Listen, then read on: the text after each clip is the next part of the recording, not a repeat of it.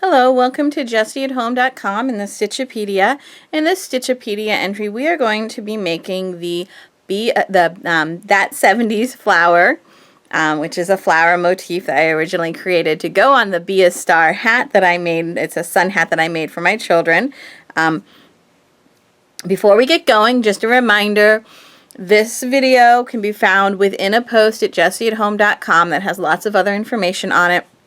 If you're not there and you want that other information and you're watching this video through YouTube, underneath the YouTube video there's a description box with a link that will take you to that post. Within that post is not only this video, but there's also the written pattern, a chart for the pattern, and some other information that you might find useful, and more pictures. So what I'm using for this flower, that 70s flower, you can use pretty much any not too fuzzy, not too nubby yarn and the hook that matches. In this instance, I am using the Takai Stacy Charles Cotton Classic yarn. Alright, I'm using the yellow and green. That's the colors that I made the hat for one of my daughters out of, because those are her favorite colors. You can of course use any color you like, and this is actually there's 4 rows here, 4 rounds here before the outside, so you could even make each round a different color, or even like start with a light version of one color and make each round a little bit darker to really get a nice variegated look, or use a variegated yarn. Whatever floats your boat. There's lots and lots of options when it comes to the colors, so just do what makes you happy. But like I said, I'm using the Takai Stacy Charles Cotton Classics. I'm using the hook that works well with this yarn, which in this case is an E or 4 or 3.5 millimeter. Obviously this is on a hank. You can't really work from the hank, so you have to wind it into a ball or a cake. I have this little center pull cake on that post that I referred to on jessieathome.com under here.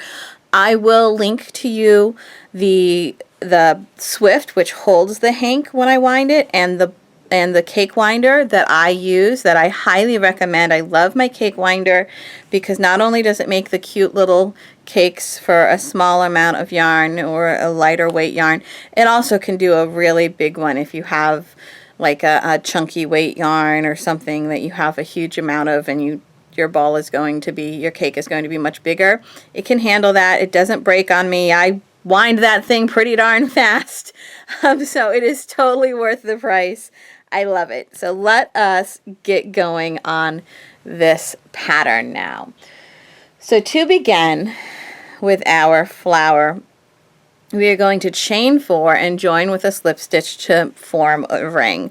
So we're going to chain 1, 2, 3, 4 and join with a slip stitch to form a ring. Now when I work into a ring, I always work over my starting yarn. It helps me when it comes time to weave in the ends, and it also helps me if I want to tighten up that center hole. So for the rest of round 1, we are going to chain 3, which will count as our first double crochet, and then double crochet 11 more, essentially making 12 double crochets. So we're going to chain 3, and then that counts as our first double crochet, and then double crochet 11 more. So 1, 2, 3, 4, 5, 6, 7, 8, 9, 10, and 11. And I always like to double check that my count is correct. There should be 10 altogether, counting that chain 3 as 1.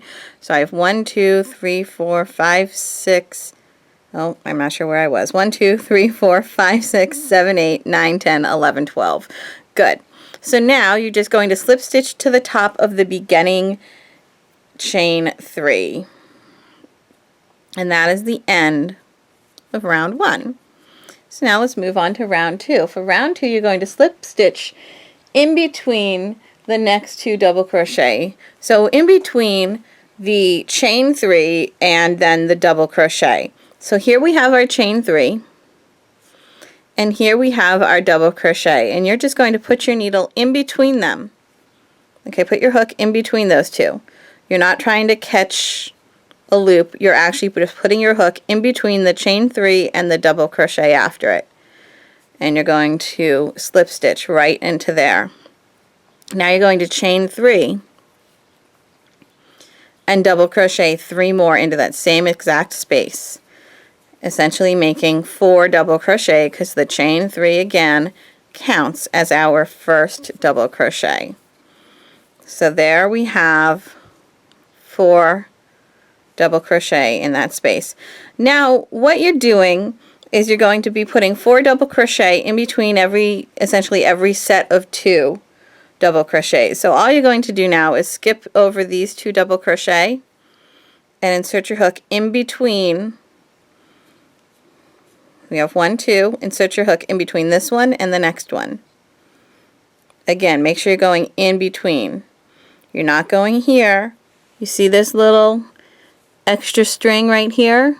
You're going underneath that, so you're in between the stitches. And you're putting 4 double crochets in there. I'm going to do that. I'll show you one more, then we'll fast forward to the end of the round. Okay, so we're going to essentially skip 2, 1, 2, and go in between 2 and 3. So we got 1, 2, go in between. Make 4 of them. 1, 2, 3, 4. Now we'll fast forward around. I've gone all the way around for round 2, and now what we're going to do is slip stitch to the top of the beginning chain 3 to end this round. I sometimes have a hard time getting into that stitch there. Okay, now we want to, you see how we have sets of 4? We're going to be working in the middle of each of those sets. So in between double crochet 2 and 3 of each of these sets. So we need to get there on this first one. We're not there yet. So you're going to just slip stitch into the next stitch. Okay, and now you can see we're almost there. Here's 1, 2, 3, 4. So here's the space where we want to be. So now we're just going to slip stitch into that space. See? And now we're there. Now we're chaining 3, counts as our first double crochet, and we want 6 double crochet in each of these. So we've done 1, we need to do 5 more double crochet. 1, 2, 3, 4, and 5, and that gives us 6 stitches counting the chain 3. Okay, now we're going to do 6 double crochet in the middle of each of these sets of 4. So we have 1, 2, and this is the space in the middle. That's where we're going. 1, 2. Alrighty then. 3, 4, 5, 6. I'll show you one more and then we'll go around to the end. Okay, so here's your set of 4 double crochet. 1, 2, you're going for the middle. Make sure you're going in between. And we're doing 6. 1, 2, 3, 4, 5, and 6. We're going to keep going all the way around. We've gone all the way around. We have 6 sets of 6 double crochet, and now we're going to end this round, round 3, by slip stitching into the top of the beginning chain 3. Now we're starting off same way as we did before, only this time instead of putting, you know, last time we had our stitches in the middle of sets of 4 double crochets. This time we want our stitches in the middle of sets of 6 double crochets. So we have 1, 2, 3. Here's our middle. Now again, we have to get over there. So we're going to slip stitch into the next double crochet, slip stitch into the next double crochet, and now we can actually slip stitch into that center in between double crochet 3 and 4, and we're going to chain 3. And now we want a set of 8 double crochet. We just chained 3, which means we now need 7 more double crochet. 1, 2, 3, 4, 5, 6, and 7, and we'll count to be sure. 1, 2, 3, 4, 5, 6, 7, 8. Okay, now unlike the other rounds, we're actually going to have to add in a chain 1 in between here, because at this point we're actually not putting in quite enough increases, and if we didn't put that chain 1, our flower would start to turn into a bowl, which could be really cute, and who knows, maybe I'll do something with that. But for now, we want this flower to lay flat. Okay, we want it to lay flat. So we need to add in a chain 1 at this point. So we're going to chain 1, and then we're going to make 8 more double crochet in the center of this set of 6. So 1, 2, 3, there's our center. We're going to place 8 double crochet in there. 1, 2, 3, 4, 5, 6, 7, 8, and a chain 1. Okay, I'll show you one more petal. So we have 1, 2, 3, find the middle, and make 8. 1, 2, 3, 4, 5, 6, 7, and 8, and a chain 1. Okay, now you want to continue that all the way around. We have now gone all the way around this flower, and I've ended with my chain 1. And now what you want to do is you want to finish off the round. So some people will just slip stitch here into the top of the first, into the top of the chain 3, and then weave in the ends. What I actually like to do is pull out the yarn, pull the yarn through after I clip it through that last chain 1 that I did, thread it up on a needle, and then I'm actually going to make the slip stitch. I'm going to sew it in. See, by going through that stitch and then going through here, I've actually made the last stitch so it's continuous. Alright, I've made that nice continuous stitch. Hopefully that is actually nice and clear for you. Alright, and then I just go back, weave down here, and weave in my ends. Here we go, making sure I'm not pulling it too tight. And then to weave in my ends, I like to make sure I have 2 direction changes. So I'm going to go all the way through this long run of stitches that are all in a row. Then I'm going to go back, but I'm not going to go in the same spot, because if I did, I would just pull everything out that I just did. I'm going to skip one of these loops, go back the other direction. That's 1 direction change, right? Pull it, okay. And then I'm going to go, again, skip one of these loops, go the other way. 2 direction changes. Okay, now let's weave in the center one.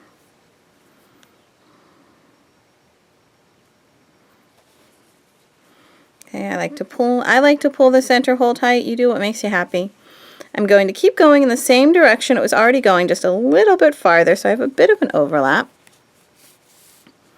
pull that nice and tight, and then again make sure I'm catching an extra piece. Here is where the string comes out, the yarn comes out. I want to go kind of back one little loop so that I'm not going back through the same spot, because if I went back through the same spot I would just pull my yarn out. I'm just going to go most of the way around. And then I'm going to turn once more. That was only one direction change. Like I said, I like 2 direction changes in my weave-ins. Okay? 2 direction changes always make me feel like they're pretty secure. Alright. Now, as you can see, this is just a really pretty coaster, essentially, at this point. Alright. We want it to look like a flower. We want it to have kind of this delineation in between each of the petals, which we don't have right now. Right now we just have this coaster. What I love about the fact that it's, you know, a solid circle with just the little bumps are the only things that are separate, not all the individual leaves or petals are separate, is it behaves a little better when you attach it to things. Everything stays down flatter. You don't get like one petal folding up or whatever, but it really looks like it's 6 separate leaves, even if it's 6 separate petals, even if it's not. And that's actually, it seems a little tricky, but once you get the hang of it, it's really not that hard. So let's look at this a little close up. Give the camera a second to adjust. All right, now this is our first round. Remember how we went in between every other double crochet to work? Well, now we're looking at the spaces where we didn't work, and we can see the loop on top of those double crochets. See, here's where we worked, here's where we worked, here's in between, there's a loop. We worked here, here's in between, there's a loop. We're just going to grab one of those loops and slip stitch into it. Okay, in between. Grab that set of loops right there and slip stitch. Don't worry that your tail is on the front, we'll weave it in to the back. Now you're going to chain 1, and we have a set of 4 here and a set of 4 double crochet here from round 2. Remember we did 4 and 4? Now we're going to slip stitch around in between those 4s. Here's the 4, and here's the next 4. Here's in between. I'm going to slip stitch in between, and we're going to chain 1. And now we have 6 and 6, and again we're just going to slip stitch in between those 2 sets of 6 and chain 1. Now we have 8, chain 1, 8. We're going to slip stitch over the chain 1. Okay, and that gives us the first half of that line. You see there's the line goes down and then back up again. We'll get there, don't worry. That gives us the up again of that line. Now we need to do the petal, which you can see is actually worked. That top of that petal is actually worked in the back loops only. Okay, so it's really simple. We're going to single crochet in the back loop only of the next 2 stitches. So back loop only, single crochet, back loop only, single crochet. Now we're going to put 2 single crochets in the back loop only of the next 4. Back loop only, 1, 2, that's one of them, 1, 2, that's 2, oh, just 1 back loop, 1, 2, that's 3, back loop, 1, 2, that's 4. Okay, now we're going to single crochet in the back loop only of the next 2 stitches. This time only 1, 1 and 1. And that's it for the top of the petal. Now we're going to work our way back down. So you see these in between sections? That's what we're working over again. We're going to slip stitch over top of the chain 1, and we're going to chain 1. We're going to slip stitch in between the sets of 6, and we're going to chain 1. We're going to slip stitch in between the sets of 4 and chain 1. Slip stitch into this unworked loop from the first round. Okay, now we turn. We're going to go back up. We're going to chain 1 and slip stitch in between the sets of 4. So you're going just right next to the previous slip stitch. Chain 1, slip stitch in between the sets of 6. Again, next to the previous slip stitch. Chain 1, slip stitch over the chain 1, again next to the previous slip stitch. And now we're going to do the top of the petal again. So that's 1 single crochet in the back loop only for the next 2 stitches. 1, 2, 2 single crochet in the back loop only for the next 4 stitches. 1, 2, that's 1, 1, 2, that's 2, 1,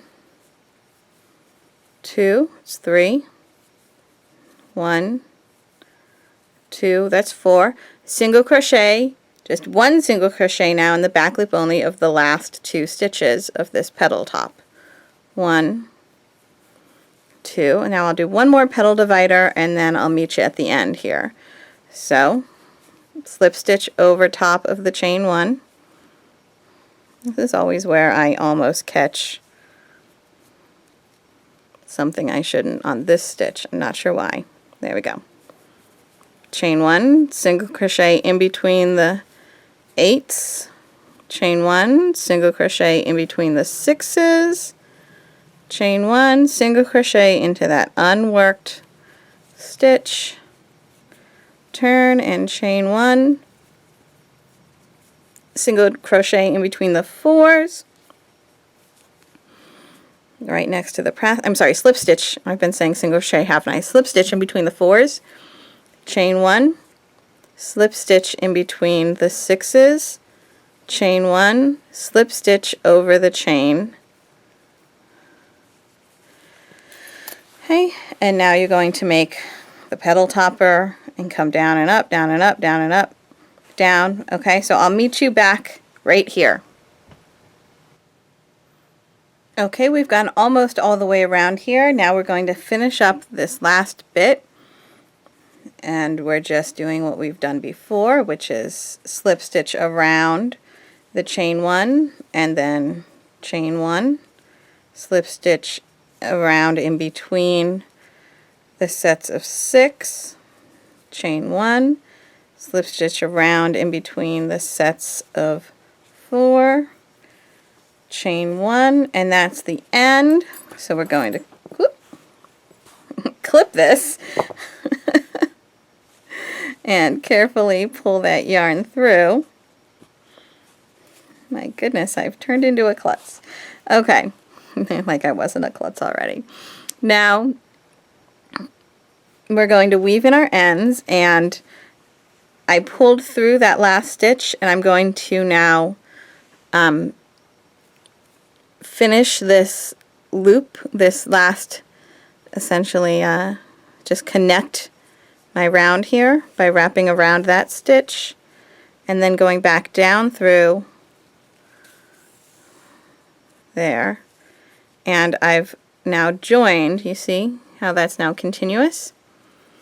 All right, and then I'm just going to weave in these ends. This end first. Like I said, I like 2 direction changes, so that was 1. This is 2, and now we still have this end right here, and I'm just going to poke that through so that it's, ta-da, all gone. Look at that. You can't even tell which one of these is the starting and ending point. So I'm actually going to go up through this set, and then I'm coming back this way because I'm going to weave in onto this little set of loops back here, so I'm not putting all of my woven in ends at the same spot. Just going to go back and forth twice here, and then clip all my ends. I really do prefer weaving in my ends as I go whenever I can because it's my least favorite thing to do. So if I do it as I go, I don't have a pile of ends to weave in when I'm done. And that's when projects get put in the never going to get finished pile or the naughty corner. Alright, so here we have it. Ta-da! Let me zoom in a little bit for you. I think I want to go the other way. In. There you go. Our That 70's flower. I hope that you enjoyed that little tutorial, and you can find more entries of the Stitchopedia right here at jessieathome.com. Thank you.